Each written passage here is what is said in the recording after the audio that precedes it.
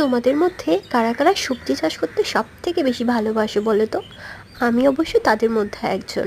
আমার ফুল আর ফলের সাথে সাথে সবজি চাষ করতে সব থেকে বেশি ভালো লাগে। দেখো না, যেমন আমার বাগানে ফুল আর ফলের সাথে সাথে আমরা এই বছর অনেক ভেন্ডি, পুঁই, ধনে পাতা, লাউ শাক, আরও অনেক অনেক সবজি চাষ করেছি। তার মধ্যে ধনে পাতাগুলো সেরকম হয়নি, তারপরে কিন্তু আমরা 40 টাকার ধনে পাতা বিক্রি করেছি, ভাবতে পারো।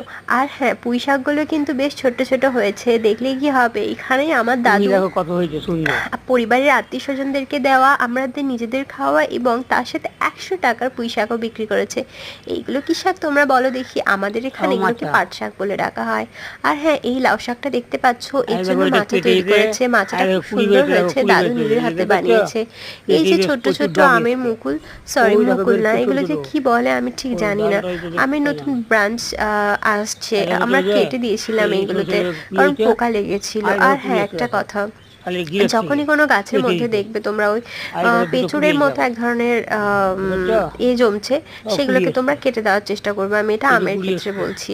আর একটা জিনিস তোমাদের অবশ্যই জানিয়ে রাখতে হবে, বর্ষাকালে যখনই গাছে কোথাও কাটাকাটি করবে, অর্থাৎ প্রুনিং করবে, অবশ্যই তোমরা কিন্তু সাপ স্প্রে করবে। সাপ স্প্রে না করলে কিন্তু সেই গাছের পচনের সম্ভাবনা অনেক বেশি।